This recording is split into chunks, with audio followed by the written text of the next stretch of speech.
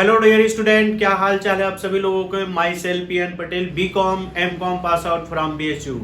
दोस्तों, आज हम लोग देखेंगे BHU, B Com, M Com, Allahabad B Com, M Com और आपका जो सेंट्रल यूनिवर्सिटी का कॉमन एंट्रेंस टेस्ट होगा और वहाँ पे अगर एमसीक्यू क्वेश्चन पुटअप किए जाते हैं कॉमर्स से, उनसे रिलेटेड सारे क्वेश्चन को आज हम यहाँ पे डिस्कस करेंगे। ठीक है, बेसिक। तो ये एमसीक्यू का फर्स्ट लेक्चर है। एमसीक्यू सॉल्व करेंगे हम लोग इसमें। ऐसे एमसीक्यू का सीरीज आपको टोटल मिलेगा। ठीक है, अलग से वीडियो में आपको वहाँ पे कॉन्सेप्ट क्लैरिटी मिलेगा और वहाँ पे कॉन्सेप्ट आप लोग लेक्चर देखोगे और अलग से जो आपको ये प्लेलिस्ट बनाया गया है इसमें ओनली आपको एमसीक्यू मिलेंगे, जिसमें आपको कॉन्सेप्ट का एमसीक्यू मिलेगा, साथ में जो प्रीवियस ईयर के पेपर आए हैं उनका भी आपको एमसीक्यू प्रोवाइड किया जाएगा। ठीक है, तो यह वीडियो आपको जो सीए सीएस कर रहे हैं, नेट जेआरएफ कर रहे हैं, बीएड की तैयारी कर रहे हैं, उनके लिए भी बहुत ज्यादा इंपॉर्टेंट टॉपिक है।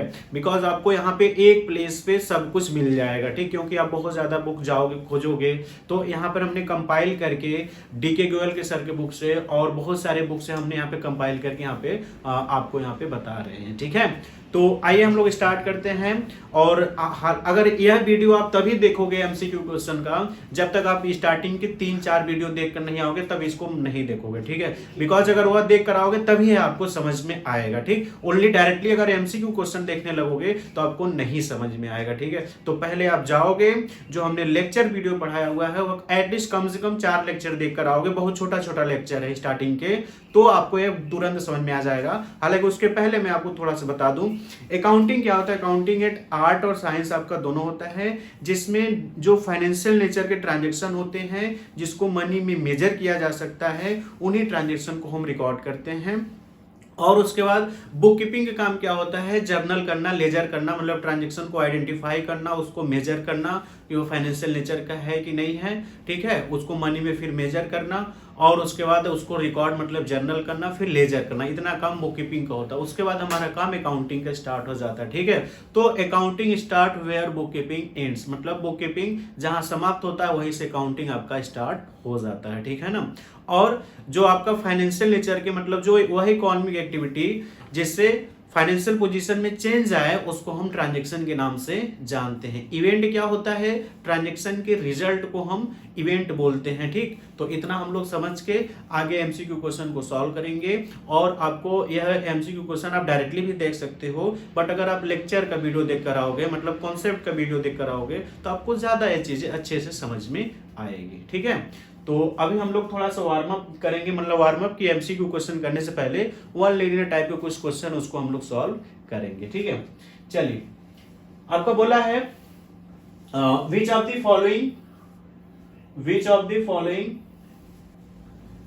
Following transaction are of the financial character and will be recorded in the books. पूछ रहा है कि इस ट्रांजैक्शन में आपको क्या देखना है, फाइनेंशियल नेचर के ट्रांजैक्शन को देखना है। ठीक है, मतलब ये जो आपका बुक जितने सारे क्वेश्चन दिए गए हैं इसमें आपको फाइनेंशियल नेचर के ट्रांजैक्शन को पहचान करना है। ठीक है, तो फाइनेंशियल नेचर का ट्रांजैक्शन मैं आपको बता दूं कि वह एक्टिविटी जैसे फाइनेंशियल पोजीशन में मूवमेंट हो, चेंज हो, उसको हम ट्रांजैक्शन के नाम से जानते हैं। जैसे गुड्स परचेज करेंगे, गुड्स सेल करेंगे, तो फाइनेंशियल पोजीशन में चेंजेस आएगा, इंक्रीज डिक्रीज होगा। ठीक है, तो फर्स्ट आपका क्रेडिट परचेज ऑफ गुड्स का क्रेडिट परचेज करना, ये आपका क्या है, फाइनेंशियल ट्रांजैक्शन है।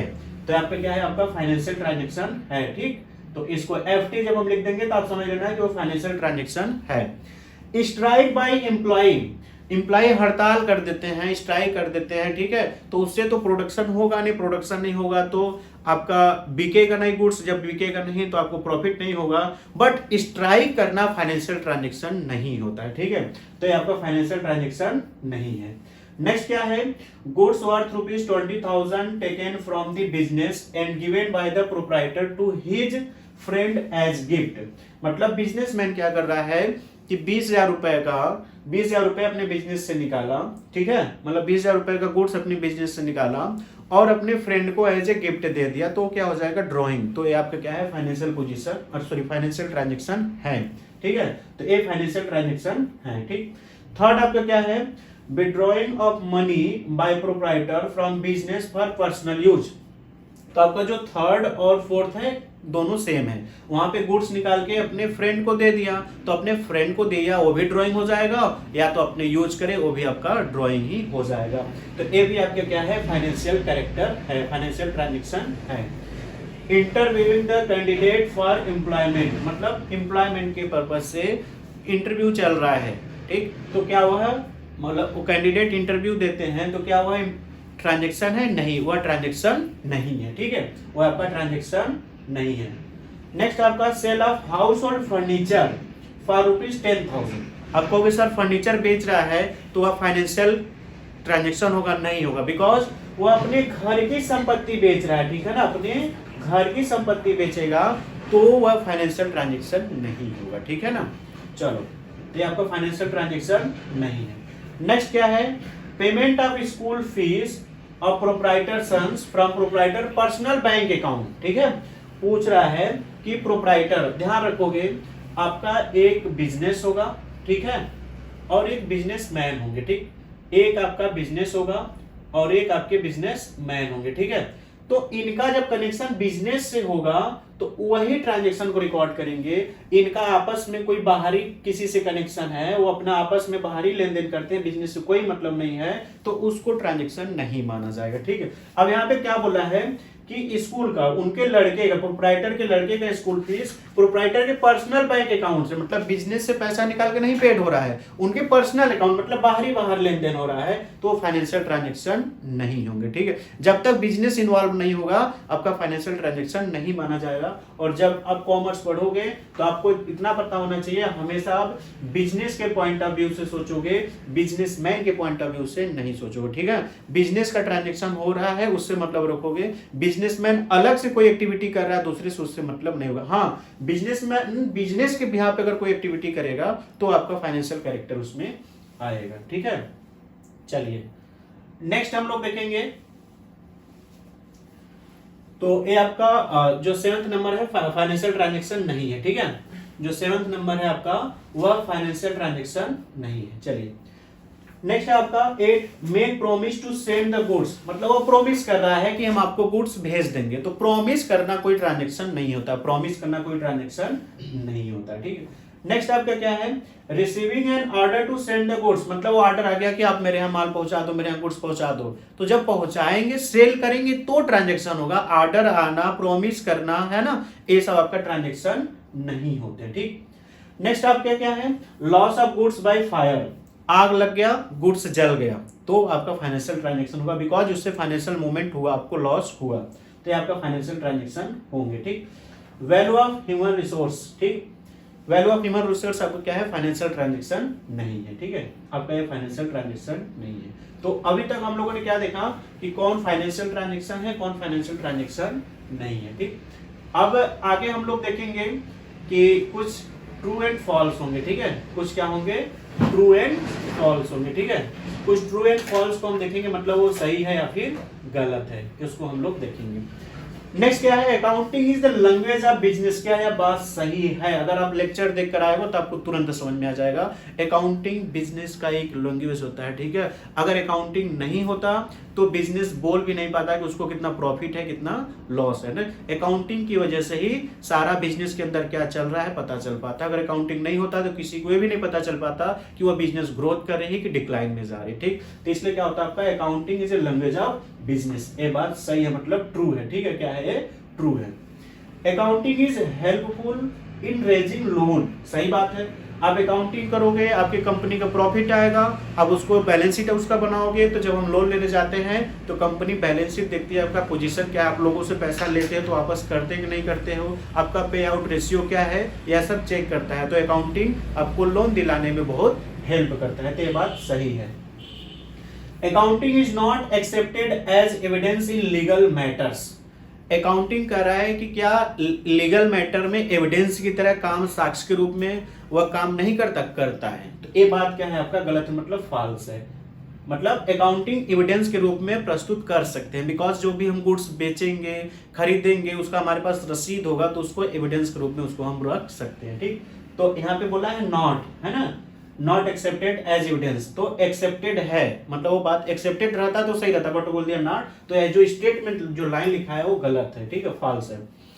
Management of an enterprise is internal users of its accounting information. कह रहा है कि इंटरप्राइज का, बिजनेस का जो मैनेजमेंट है, क्या वो इंटरनल पार्टीज में आते हैं? हाँ, ये इंटरनल पार्टीज में आते हैं। तो ये बात क्या है आपका? ट्रू है। नेक्स्ट है आपका अकाउंटिंग मैक्स। एक बार मैं आपको फिर से बता दूं, आपको ये तब तक नहीं समझ में आएगा जब तक आप स्टार्टिंग के 4 लेक्चर नहीं देख कर आओगे, बिकॉज आप कंफ्यूज हो जाओगे सर ये कैसे हो रहा। वहां लेक्चर आप देख कर आओगे, उसके बाद एमसीक्यू क्वेश्चन सॉल्व करोगे, आपको तुरंत समझ में आ जाएगा। Accounting makes a record of qualitative aspect of business. अब क्या कहता है, अकाउंटिंग क्या क्वालिटेटिव एस्पेक्ट ऑफ बिजनेस को रिकॉर्ड करता है? नहीं। जैसे ह्यूमन रिसोर्स का वैल्यूएशन करना है ना, और एम्प्लॉय के द्वारा स्ट्राइक कर देना और इफिशियंसी को, ये सब नहीं रिकॉर्ड करता है। तो बोलता है कि क्वालिटेटिव एस्पेक्ट को नहीं रिकॉर्ड करता है। ठीक है, तो ये आपका बात क्या है? फॉल्स है। ठीक, ये आपका क्या हो जाएगा? फॉल्स हो जाएगा। 5th number. नेक्स्ट आपका क्या हो जाएगा? 5th नंबर हो गया ना, चलो। हाँ, नेक्स्ट है आपका 7 नंबर आ जाए, 6th नंबर हो जाएगा। Accounting is a service function. Accounting is a service function. जब इसके पहले आप जस्ट इसका जो 5वां लेक्चर होगा उसमें अकाउंटिंग का रोल बताया गया था। तो अकाउंटिंग एक सर्विस प्रोवाइडर की तरह काम करता है, मतलब वो सर्विस फंक्शन है। ठीक है, तो ये बात आपका क्या है? ट्रू है। ठीक, जो आपका 6 नंबर है वो ट्रू, मतलब वो बात सही है। Accounting involve only the recording of business transaction. कह रहा है कि अकाउंटिंग किसको करेंगे? जो ओनली बिजनेस ट्रांजेक्शन होगा। बात सही है। बिजनेसमैन कुछ करता, बाहरी लोगों से उससे मतलब नहीं होगा। जो बिजनेस का ट्रांजेक्शन होगा उसी को रिकॉर्ड करता है। तो ये बात क्या है आपका? सही है, मतलब ये बात ट्रू है, सही है।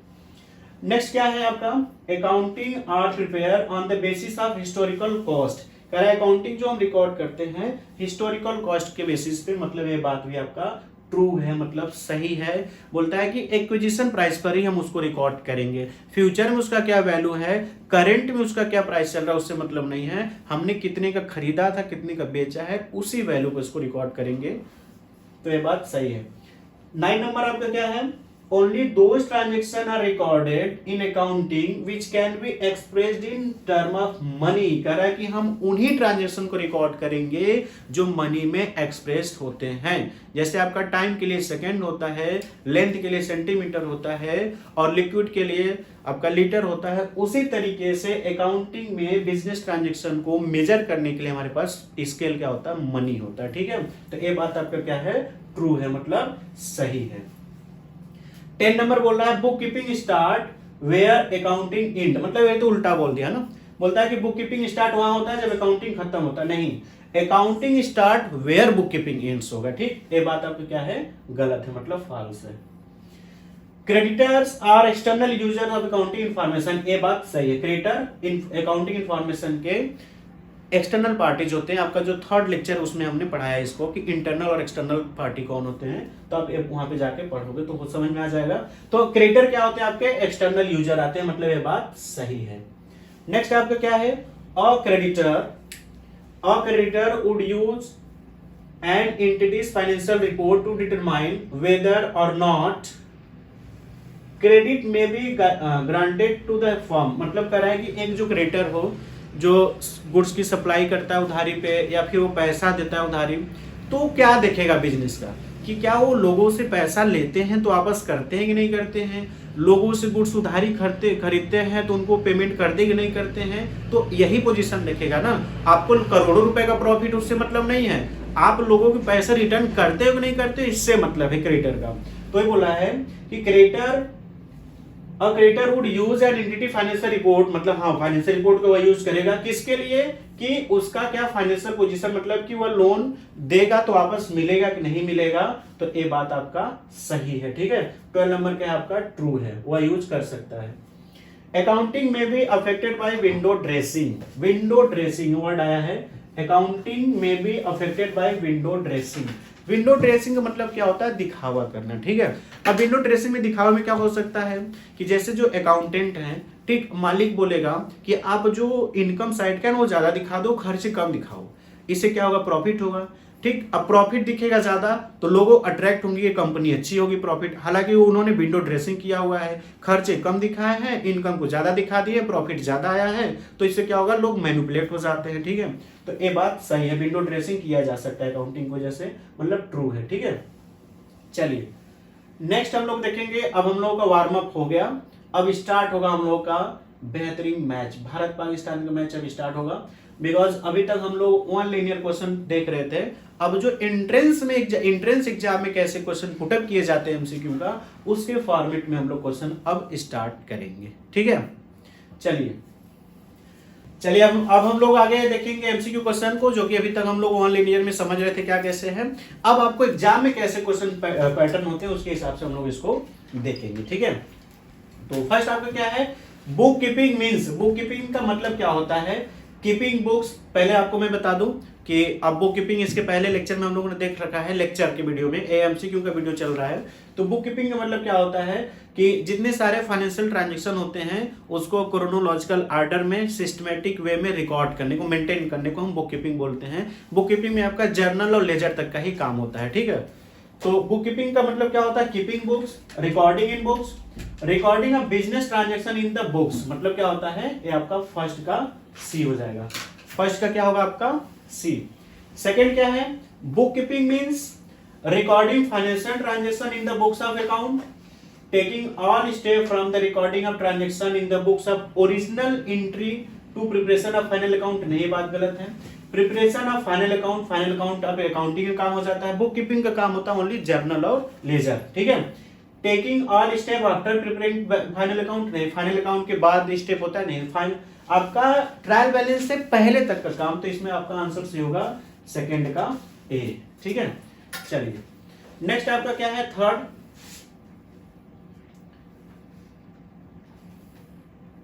Accounting start where book keeping end, आपका होगा थर्ड का B, accounting start where book keeping end, कह रहा है कि अकाउंटिंग स्टार्ट होगा जहां से बुक कीपिंग आपका समाप्त होगा, तो आपका कौन सा आंसर सही होगा, B.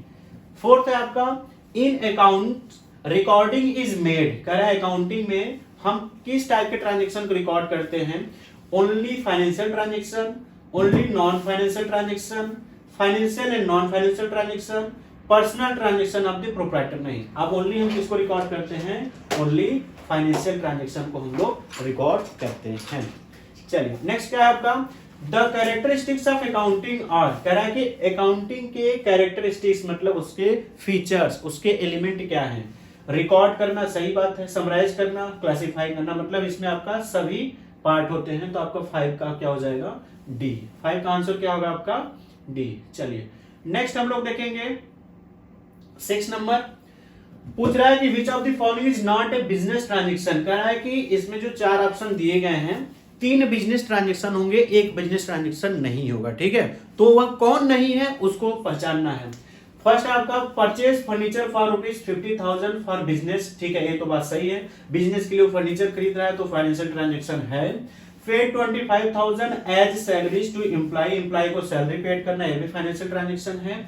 Proprietor paid ₹10,000 for the school fees for his son for his own bank, ध्यान रखना, अगर वह बिजनेस से पैसा निकाल के अपने लड़के को पेमेंट करता तब तो फाइनेंशियल ट्रांजैक्शन होता, वो अपने लड़के को पेमेंट कर रहा है अपने ही पर्सनल अकाउंट से, ये आपका फाइनेंशियल ट्रांजैक्शन नहीं है। ठीक, तो आंसर क्या होगा आपका 6 का सी होगा। फोर्थ भी पढ़ लेते हैं आपका, proprietor paid 10,000 for the school fees his sun from business, देखो ये है फाइनेंशियल ट्रांजैक्शन। ठीक, तो आपका आंसर क्या होगा 6 का सी। बोला था कौन फाइनेंशियल ट्रांजैक्शन नहीं है, एग्जाम में नॉट, नो, है ना, इन नेवर, इन सब वर्ड को बहुत केयरफुली तरीके से पढ़ोगे। ठीक, अगर ये आप नॉट इसी पढ़ दो पहला आंसर मार के निकाल लोगे, बिकॉज जो बोलोगे कि फर्नीचर खरीद रहा है फाइनेंशियल ट्रांजैक्शन है। ठीक है, एक क्वेश्चन तो आपका जाएगा ही, 3 नंबर लेकर 1 नंबर और लेकर जाएगा। चलो नेक्स्ट आपका Ghanshyam is a furniture dealer, ध्यान रखना, Ghanshyam is a furniture dealer, देखो इस वर्ड को हम क्यों जोड़ देके पढ़ रहे हैं, वो फर्नीचर में बिजनेस करता है, तो जो जिस थिंग्स में बिजनेस करता है वह उसके लिए गुड्स हो जाता है, इस चीज को ध्यान रखोगे। जैसे हम मार्कर में बिजनेस करेंगे तो मार्कर मेरे लिए गुड्स हो जाएगा, ठीक है ना। अगर हम फर्नीचर बेचेंगे तो फर्नीचर हमारे लिए एसेट्स नहीं हो जाएगा, फर्नीचर मेरे लिए गुड्स होगा, ठीक है। तो अब ध्यान रखना, फर्नीचर खरीदना बेचना वो परचेज अकाउंट में आएगा, फर्नीचर अकाउंट नहीं लिखोगे, ठीक है। आगे देखते हैं परचेज ऑफ टिम्बर फॉर ₹50,000। हाँ, इसमें पूछा क्या है कि Ghanshyam is a furniture dealer, which one of the following will not be recorded his books. कह रहा है कि किसको हम उसके बुक में रिकॉर्ड नहीं करेंगे। तो फर्स्ट क्या है, परचेज ऑफ टिम्बर, टिम्बर आपका फर्नीचर ही होता है, उसको रिकॉर्ड तो करेगा। Sofa set worth 40,000 taken for his home, मतलब सोफा सेट खरीद रहा है अपने घर के लिए, तो आपका उसका तो पर्सनल खर्चा होगा। Sale of household furniture for 5,000, dining table of ₹30,000 given to his friend as gift. ध्यान रखो इसमें, अब यह जो तीन है तीनों कंफ्यूजन में है। अब आपको बोला है कि sofa set 40,000 taken to his home, मतलब अपने बिजनेस से सोफा सेट उठा के घर ले आ रहा है, वो ड्राइंग होगा आपका, वो फाइनेंशियल ट्रांजेक्शन होगा। डाइनिंग टेबल भी ले जा रहा है अपने, मतलब डाइनिंग टेबल दे रहा है अपने फ्रेंड को गिफ्ट, वो भी क्या हो जाएगा, ड्राइंग के केस में आएगा, वो फाइनेंशियल ट्रांजेक्शन होगा। जो आपका सी है, सी क्या बोला है, sale of household furniture. ध्यान रखना, हाउस होल्ड मतलब अपने घर का फर्नीचर बेच दिया, तो घर का फर्नीचर बेचे या तोड़े उससे कोई मतलब नहीं, वो फाइनेंशियल ट्रांजेक्शन नहीं होंगे। ठीक है, देखो बिजनेस और बिजनेसमैन का कनेक्शन होगा तो फाइनेंशियल ट्रांजेक्शन बोले जाएंगे, बिजनेसमैन अलग से ही कुछ करेगा तो उससे मतलब नहीं होगा। हाँ, अगर वो अपने घर का फर्नीचर बिजनेस में लगाता फिर तो उसका क्या हो जाता, कैपिटल हो जाता, फिर उसको निकालता तो ड्राइंग हो जाता। वो न तो लगाया था बाहर उसको सेल कर रहा, परचेज कर रहा, उससे मतलब नहीं होगा। ठीक है ना। चलिए नेक्स्ट क्या है, the function of accounting are. करा कि अकाउंटिंग के क्या फंक्शन, अकाउंटिंग के क्या कार्य है। ठीक है, तो है प्रॉफिट एंड लॉस निकालना, अकाउंटिंग से हम प्रॉफिट एंड लॉस निकालते हैं, बात सही है। To ascertain the financial position, company का फाइनेंशियल पोजीशन भी हमको पता चलता है, बात सही। जब दो सही हो गया तो आपको इतना पता होना चाहिए कि डी सही हो जाएगा, है ना, इतना आपको कॉमन सेंस होना चाहिए। बिकॉज सी में अगर जब तक सी लिखा होगा both above A and B तब तो ठीक है, नहीं लिखा है तो जब स्टार्टिंग में दो सही है तो सिंपल सी बात है डी सही होगा, है ना। क्यों आप सी पढ़ने जाओगे, टाइम वेट करने, आपका आगे क्वेश्चन करोगे। हालांकि सी पढ़ लेते हैं हम लोग। To provide information to various party, सही बात है कि अकाउंटिंग हमको वेरियस पार्टी को इन्फॉर्मेशन प्रोवाइड करता है। वेरियस पार्टी में कौन होते हैं, एक बिजनेस के अंदर के लोग, एक बिजनेस के बाहर के लोग, internal parties and external parties के नाम से जाने जाते हैं। ठीक है, चलिए नेक्स्ट आपका हम लोगों का 9 क्वेश्चन है, the function of accounting is not to. Next आपका the function of accounting is not to, कह रहा है कि अकाउंटिंग के फंक्शन कौन नहीं है।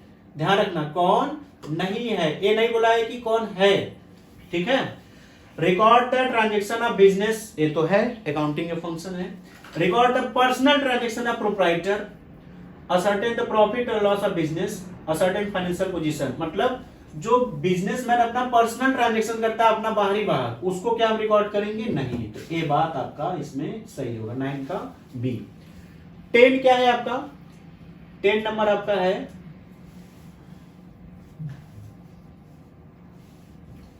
10 पूछ रहा है which of the following transaction is not. ध्यान रखना, हर क्वेश्चन में नॉट लगा है। नॉट एग्जाम, एंट्रेंस एग्जाम में बहुत कंफ्यूजन करते हैं, आपको क्वेश्चन आते हुए गलत करके चले जाओगे। नॉट ऑफ फाइनेंशियल कैरेक्टर, कह रहा है कि कौन फाइनेंशियल कैरेक्टर नहीं है। Purchase of assets on credit, ये बात सही है, गुड्स को हम मतलब एसेट को खरीद रहे हैं उधारी तो कभी न कभी पैसा देंगे, फाइनेंशियल ट्रांजेक्शन है। Purchase of assets for cash, assets खरीद रहे हैं नगद देकर, ये भी फाइनेंशियल ट्रांजेक्शन है। तो चाहे आपका उधारी हो चाहे आप नगद हो। अब कुछ बच्चे दिमाग लगाएंगे कि एसेट्स उधारी खरीदा है तो नगद, इसी दो में तो आंसर सही होगा, है ना, बिकॉज ये दोनों आपका फाइनेंशियल ट्रांजेक्शन है। Withdrawing of money by proprietor from business, अब कह रहा है कि वह मनी विड्रॉ करा अपने बिजनेस से, तो ड्रॉइंग हो गया, वो भी फाइनेंशियल ट्रांजेक्शन होगा। स्ट्राइक बाय एम्प्लॉय, ये फाइनेंशियल ट्रांजेक्शन नहीं है। ठीक है, तो आंसर होगा 10 का डी। ठीक, और कुछ बच्चे क्या देखेंगे, purchase of assets on credit for cash, वो सोचेंगे या तो क्रेडिट या कैश, इसमें होगा, नीचे को देखेंगे नहीं। ठीक, ऐसे क्वेश्चन कंफ्यूज करने के लिए जरूर आते हैं एंट्रेंस एग्जाम में खासकर। नेक्स्ट है आपका last step of accounting process. जब हम फर्स्ट वीडियो हम पढ़ाए तो उसमें आपको बताए थे फर्स्ट आपका स्टेप क्या होता है, आइडेंटिफाई करना ट्रांजेक्शन को कि वह मनी में मेजर है कि नहीं, फाइनेंशियल कैरेक्टर है कि नहीं है। ठीक, सेकेंड स्टेप का होता है आपका रिकॉर्ड करना। थर्ड स्टेप होता है उसको क्लासिफाई करना। फोर्थ स्टेप होता है समराइज करना, जिसमें ट्रायल बैलेंस फाइनल काउंट बनाते हैं। फिफ्थ एंड लास्ट स्टेप होता है आपका इंटरप्रिटेशन एंड कम्युनिकेट करना। ठीक है, तो लास्ट क्या होगा, कम्युनिकेशन या इंफॉर्मेशन प्रोवाइड करना, और लास्ट स्टेप होता है। ठीक, तो provide information to various party who are the interested in the business. ठीक, ये तो पहले ही सही हो गया। रिकॉर्ड फाइनेंशियल रिकॉर्डिंग ट्रांजेक्शन, ये आपका सेकेंड स्टेप है। टू मेक समरी आपका एक फोर्थ स्टेप है, क्लासिफाई करना थर्ड स्टेप है, ठीक है। तो लास्ट स्टेप आपका पहले ही था, 11 का ए हो जाएगा। 11 का आंसर क्या है आपका ए। चलिए नेक्स्ट है आपका 12, internal user of accounting information. Internal user में बहुत गिने चुने नाम आते हैं, जैसे आपका मैनेजमेंट हो गया, है ना, और पार्टनर हो गए, शेयर होल्डर हो गए, है ना, बोर्ड ऑफ डायरेक्टर हो गए, ये सब अगर प्रोप्राइटर है तो खुद का जो प्रोप्राइटर होगा वो हो जाएगा, ठीक है, सोल प्रोप्राइटरी केस में। ये आपके इंटरनल यूजर के अंतर्गत आते हैं, ठीक है। और किसी बुक में आपको मिल जाएगा एम्प्लॉय भी इंटरनल बुक आता है, बट एम्प्लॉय को हम एक्सटर्नल मानते हैं, ठीक। एम्प्लॉय बहुत सारे बुक में आपको इंटरनल मिल जाएगा, बट एम्प्लॉय आपके एक्सटर्नल यूजर्स होते हैं, ठीक है। चलिए अब इंटरनल में कौन बनाएगा आपका, इन्वेस्टर तो बाहरी पर्सन होते हैं, क्रेडिटर भी बाहरी पर्सन होते हैं, ठीक है, एम्प्लॉय भी बाहरी पर्सन होते हैं। आपका इंटरनल में कौन आएगा, मैनेजमेंट, ठीक है। 12 का C. External user of accounting information are, कह रहा है कि अकाउंटिंग इंफॉर्मेशन के एक्सटर्नल यूजर्स कौन है, तो मैंने आपको 4 ही 5 नाम बताया, उसके अलावा जितने सारे होंगे एक्सटर्नल होंगे, ठीक है। आपका मैनेजमेंट है ना, proprietor, partners, share holder, board of director, ठीक है। इन्हीं 4-5 को छोड़ के और जितने सारे नाम आएंगे वह एक्सटर्नल मतलब बाहरी पार्टी होंगे। तो आपका रिसर्चर बाहरी पार्टी है, ठीक है, गवर्नमेंट बाहरी पार्टी। अब देखो जब तो सही हो गया तो जाहिर सी बात है हल्दी होगा, है ना। एक थोड़ा सा ट्रिक लगाना पड़ेगा आपको कि ज्यादा अब पोटेंशियल इन्वेस्टर तो बाहरी है ही, तो आंसर कौन सा सी होगा आपका 13 का डी। 14 क्या है, external user of accounting information are not, ध्यान रखोगे। अब क्या देखोगे, external user of accounting information, बस टिक कर दोगे लेंडर्स, ठीक है। यहां बोला कौन नहीं है, कहने मतलब कि 3 तो एक्सटर्नल यूजर्स हैं, एक इंटरनल होगा, तो इंटरनल पे लगाना आंसर आपको। तो लेंडर्स आपके एक्सटर्नल होते हैं, ठीक है, एम्प्लॉय एक्सटर्नल होते हैं, ऑफिसर आपके इंटरनल होते हैं, ठीक है, पब्लिक आपके एक्सटर्नल होते हैं। तो आंसर आपका कौन सही होगा, बी। आंसर कौन सही होगा आपका बी, ठीक है। जो ऑफिसर होंगे, ठीक, वो आपका आंसर सही होगा बी। 14 का बी है। चलिए नेक्स्ट है आपका अकाउंटिंग साइकिल स्टार्ट विथ, करेंगे अकाउंटिंग साइकिल। अकाउंटिंग साइकिल मतलब क्या होता है कि ट्रांजैक्शन को आइडेंटिफाई करना, फिर उसको रिकॉर्ड करना, फिर क्लासिफाई करना, समराइज करना, इंटरप्रिटेशन करना, फिर उसके बाद बिजनेस में डिसीजन लेना, आगे हमको करना है कि नहीं करना, बिजनेस करेंगे, फिर से आपका जर्नल लेजर स्टार्ट हो जाएगा ना, तो इसको हम अकाउंटिंग साइकिल बोलते हैं।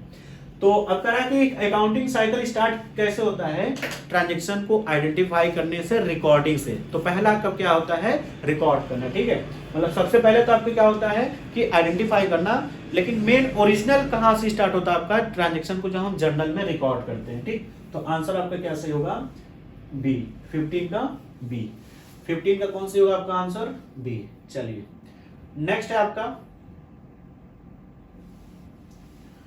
Creditor of the business want to know, मतलब जो क्रेडिटर होता है वो क्या जानना चाहेगा, वह जानना चाहेगा कि ये जो हमारे साड़ू भाई बिजनेसमैन है, हमको पैसा अगर हम देंगे तो वापस करेंगे कि नहीं करेंगे, ठीक। वही बस उनसे मतलब होता, उनको लॉस हो रहा है, प्रॉफिट हो रहा है ना, वो ग्रोथ कर रहे हैं, डिक्लाइन में जा रहे हैं, है कि नहीं, उनका ब्रेकअप हो रहा है कि क्या हो रहा है, उनसे मतलब नहीं। उनसे मतलब क्या होगा कि हम पैसा देंगे तो हमको रिटर्न मिलेगा या नहीं। तो आइए देखते हैं कब इसमें बात कौन सा सही लिखा है। प्रॉफिटेबिलिटी ऑफ द बिजनेस, उससे क्या मतलब है वो प्रॉफिट कमाए या ना कमाए। Capability of the business to pay higher salary, अब सैलरी आप ज्यादा दे रहे हो कि कम दे रहे हो, उससे क्या मतलब है। Credit worthiness of the business, मतलब वह उधारी लेता है तो उनको वापस करता है कि नहीं करता है। तो आपका आंसर होगा 16 का C. The advantage of accounting are, the advantage of accounting are, देखो हालांकि जो आपका स्टार्टिंग में बोला profitability of the business, capability of business, ये बात कहीं ना कहीं इनडायरेक्ट रूप से उसको सपोर्ट करेगा कि वो ज्यादा प्रॉफिट कमाएगा तो जाहिर सी बात हमारा पैसा वापस कर देगा। लेकिन कुछ लोग होते हैं पैसा ज्यादा कमाते फिर भी नहीं वापस करते हैं, उनका क्रेडिट से कोई मतलब ही नहीं होता है। द एडवांटेज ऑफ अकाउंटिंग आ कर है, अकाउंटिंग के एडवांटेज क्या है, ध्यान रखना जो नन ऑफ दीज क्वेश्चन होते हैं और ऑल द अबव होते हैं, ठीक है, मैक्सिमम सही होने के चांस होते हैं। जो ऑल ऑफ द अबव होते हैं और नॉन ऑफ दीज, वो सही होने के चांसेस ज्यादा होते हैं ना, मतलब उसकी प्रोबेबिलिटी 75% होती है। The advantage of accounting are, मतलब जो छोटे मोटे एग्जाम होते हैं जैसे एंट्रेंस वगैरह, ISPCS में नहीं। इंफॉर्मेशन रिगार्डिंग प्रॉफिट और लॉस, सही बात है। इंफॉर्मेशन रिगार्डिंग फाइनेंशियल पोजीशन, सही बात है। जब स्टार्टिंग के 2 जब सही हो जाएंगे तो आपकी सिंपल सी बात है कि थर्ड भी सही होगा, ठीक है। तो आंसर क्या हो जाएगा आपका ऑल दी अबव। एरर को प्रिवेंट करता है, वो बात सही है। 18 विच of the following is not the advantage of accounting, ध्यान रखना, कह रहा है कि नहीं, कौन एडवांटेज नहीं है, कह रहा है कौन अकाउंटिंग के एडवांटेज नहीं है, ठीक है ना। तो अब ध्यान रखना है, जो 4 ऑप्शन दिए हैं 3 तो होंगे, 1 नहीं होगा। तो systematic record, comparative study, based on accounting concept, helpful in decision making, ठीक है। अब बोला है कि which are the not advantage of accounting, कह रहा है कि कौन अकाउंटिंग के एडवांटेज नहीं है, ठीक है, कौन अकाउंटिंग के एडवांटेज नहीं है। तो कंपैरेटिव स्टडी हम करते हैं, ठीक है। देखो सिस्टमैटिक रिकॉर्ड करना उसका फंक्शन में आ जाएगा, कंपैरेटिव स्टडी कर सकते हैं हम बेस्ड ऑन अकाउंटिंग कॉन्सेप्ट। चलिए 17 हमको हो गया, 17 का हम लोग डी। नेक्स्ट देखेंगे हम लोग 18 विच of the following is not the advantage of accounting, कह रहा है कि कौन अकाउंटिंग के एडवांटेज नहीं है।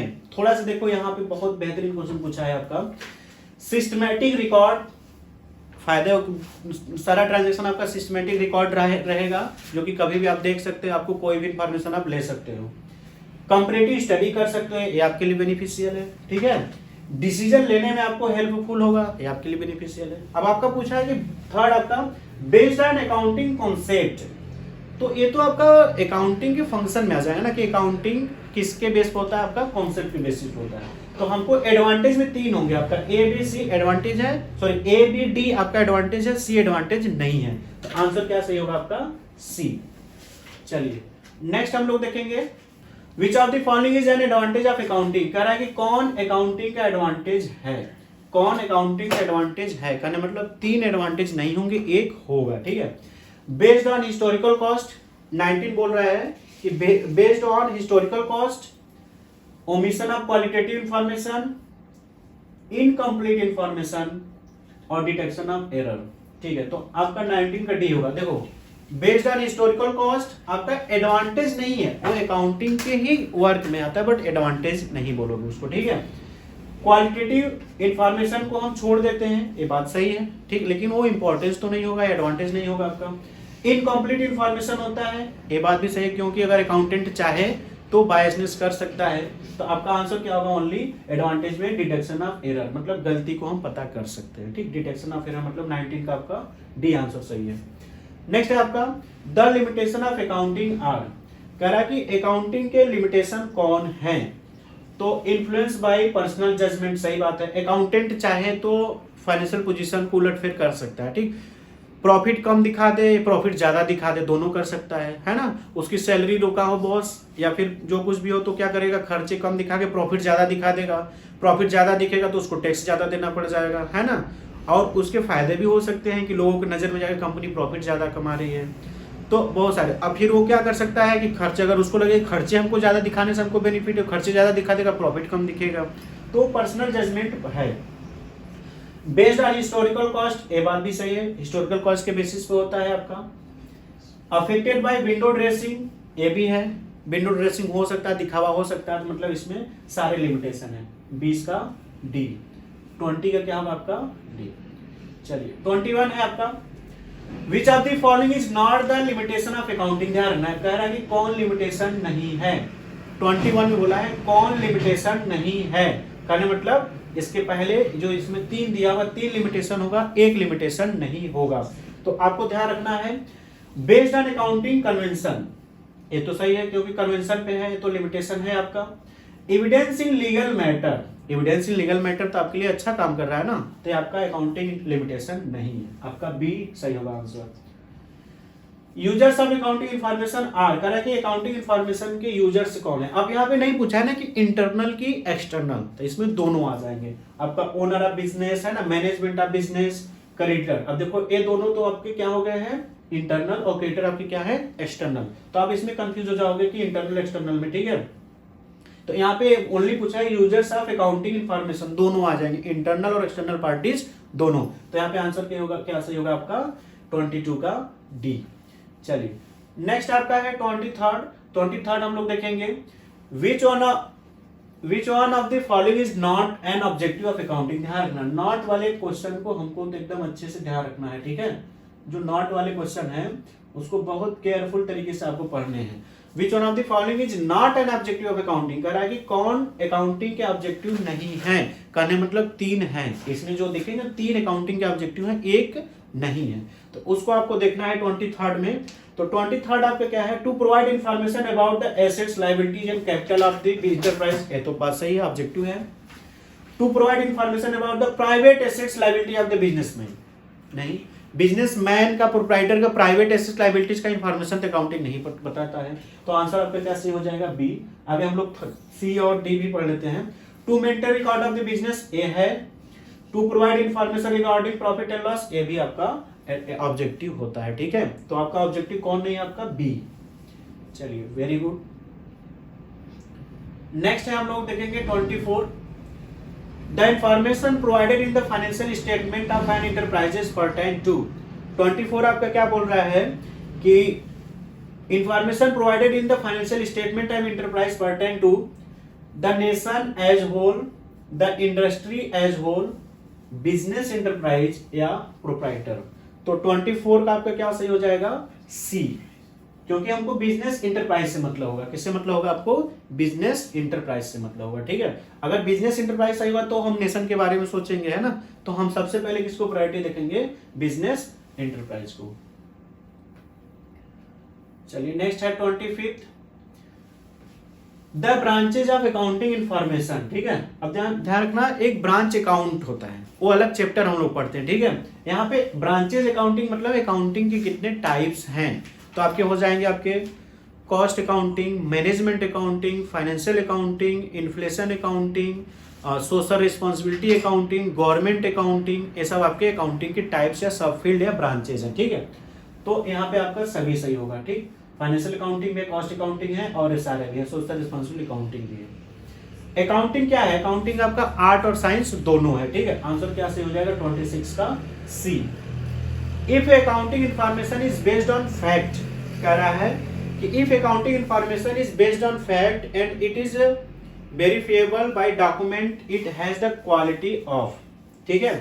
तो अब इसमें बोल रहा है कि accounting information is based on fact, अगर के अकाउंटिंग इंफॉर्मेशन फैक्ट पर बेस हो, it is verifiable by document, it is has quality, कह रहा है कि डॉक्यूमेंट का वेरीफाई करना किस, जो आपका क्वालिटेटिव कैरेक्टरिस्टिक्स, आपके चारों जो है क्वालिटेटिव कैरेक्टरिस्टिक्स में आते हैं। तो अब उस क्वालिटेटिव कैरेक्टरिस्टिक्स में डॉक्यूमेंट का वेरिफिकेशन कौन करता है, तो मैं आपको बता दूं कि रेलेवेंस तो बताता है आपका इंपॉर्टेंस, है ना, कि रेलेवेंट जो डॉक्यूमेंट होंगे, इंपॉर्टेंट ट्रांजैक्शन को रिकॉर्ड करना। अंडरस्टैंडेबिलिटी बताता है कि आपका अकाउंटिंग इंफॉर्मेशन ऐसा होना चाहिए जो आसानी से समझ में आ सके, ठीक है। कंपेयरबिलिटी बताता है कि ऐसा होना चाहिए जिससे कि हम अपने अकाउंटिंग इंफॉर्मेशन को दूसरे से कंपेयर कर सके। तो रिलायबिलिटी बताता है कि हम उन्हीं ट्रांजैक्शन को रिकॉर्ड करो, वही इंफॉर्मेशन आप प्रोवाइड कराओ जो रिलायबल हो, मतलब जो ऑथेंटिकेट हो, ठीक है। तो बी बताता है डॉक्यूमेंट का वेरिफिकेशन करने के लिए, मतलब कौन, reliability. 28, which of the following transaction is of the financial character and will be record in the business, कह रहा है कि कौन फाइनेंशियल ट्रांजैक्शन है और उसको हम रिकॉर्ड कर सकते हैं। तो फर्स्ट आपका goods taken from the business by the proprietor for her personal use, मतलब वह पर्सनल यूज के लिए बिजनेस से गुड्स को विड्रॉ करेगा, उसको रिकॉर्ड करेगा, सही बात है आपका। वो इंटरव्यू देना, ये तो आपका फाइनेंशियल ट्रांजैक्शन नहीं है। सेल ऑफ हाउस होल्ड, घर के फर्नीचर बेचना, ये भी फाइनेंशियल ट्रांजैक्शन नहीं है। Receive an order, order receive करना, ये भी फाइनेंशियल ट्रांजैक्शन नहीं है। तो 28 का आंसर सही होगा आपका ए, 28 का आंसर सही होगा आपका A. Book keeping is mainly concern with, कह रहा है कि बुक कीपिंग जनरली किससे रिलेटेड होता है, recording of financial data, decision the system of summarising of recording data, interpreting the data of internal and external users, prepare a financial statement of the business enterprises. तो book keeping का generally मतलब होता है data को record करना और classify करना। तो आंसर सही होगा 29 का ए, 29 का आंसर क्या सही होगा आपका ए। चलिए नेक्स्ट हम लोग देखते हैं, विच of the following is not a सब फील्ड, ध्यान रखना नॉट, आप लोग बस इस पे मत चले जाना कि अकाउंटिंग की कौन सब फील्ड है, सब फील्ड टाइप्स ऑफ ब्रांच मतलब एक ही है, ठीक है। तो कह रहा है कि कौन सा फील्ड नहीं है, तो फाइनेंशियल अकाउंटिंग आपका है, मैनेजमेंट अकाउंटिंग आपका है, कॉस्ट अकाउंटिंग है। तो बुक कीपिंग फाइनेंशियल अकाउंटिंग के पार्ट, मतलब फाइनेंशियल अकाउंटिंग का टाइप्स नहीं होता, ठीक है। चलिए नेक्स्ट आपको क्या है, which of the following is the most relevant accounting information for the taxation. कह रहा है कि टैक्स डिपार्टमेंट के पर्पज से सबसे अच्छा इंफॉर्मेशन क्या होता है। तो टैक्स डिपार्टमेंट के पर्पज से सबसे अच्छा इंफॉर्मेशन होता है प्रॉफिट। तो आंसर कौन सही होगा आपका 31 का डी। आंसर कौन सही होगा आपका 31 का डी। ठीक है, चलिए नेक्स्ट हम लोग देखते हैं 32। विच of the following limitation of accounting state, limitation of accounting states that accounts may be manipulated to concern vital fact।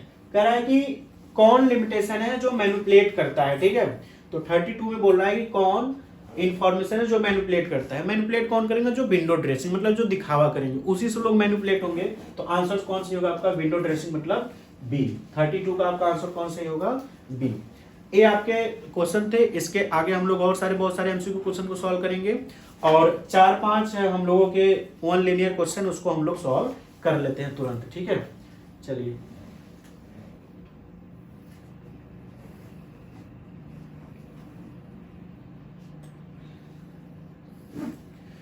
अब फर्स्ट बोल रहा है accounting record only the transaction of financial. First में क्या हो जाएगा, अकाउंटिंग ओनली किस transaction को रिकॉर्ड करेगा, जो फाइनेंशियल नेचर का हो। ठीक है ना, किसको रिकॉर्ड करेगा, जो फाइनेंशियल नेचर का हो। Accounting is both art as well as science. Accounting art और साइंस दोनों होता है। स्कोप ऑफ अकाउंटिंग इज, कह रहा है अकाउंटिंग का स्कोप क्या है, वाइडर है। ठीक है, किसकी अपेक्षा में, वाइडर देन बुक कीपिंग, मतलब बुक कीपिंग से ज्यादा उसका स्कोप होता है। स्कोप का मतलब क्या होता है, कहां पर हम अकाउंटिंग इंफॉर्मेशन को यूज, कहां पर इस सब्जेक्ट को यूज कर सकते हैं। नेक्स्ट क्या है आपका 4th number, accounting start where book keeping end. ठीक है ना, accounting start where book keeping end. ठीक, प्रोसेस 5th नंबर क्या है आपका, process of accounting start with identifying, मतलब यहां पे क्या होता है, आइडेंटिफाई करना। आइडेंटिफाई मतलब ट्रांजेक्शन को आइडेंटिफाई करना। सबसे पहले हम क्या करते हैं, ट्रांजेक्शन को आइडेंटिफाई करेंगे कि वह फाइनेंशियल नेचर का है या नहीं, और वह मनी में मेजर है या नहीं। 6 नंबर क्या है आपका, accounting record can be produce as evidence, मतलब अकाउंटिंग क्या प्रस्तुत करता है, एविडेंस प्रस्तुत करता है, मतलब साक्ष्य के रूप में उसको हम कोर्ट में ले जा सकते हैं। लास्ट है आपका accounting measures the business transaction in the term of monetary unit, मतलब जो मनी में कन्वर्ट हो उन्हीं ट्रांजेक्शन को हम रिकॉर्ड करेंगे और अदरवाइज नहीं रिकॉर्ड करेंगे। ठीक है, ऑल द बेस्ट दोस्तों, और आप लोग अपना एंजॉय करिए, पढ़ाई करिए बेहतरीन तरीके से। आपको कोई भी दिक्कत हो आप हमसे कांटेक्ट कर सकते हैं। Thank you very much.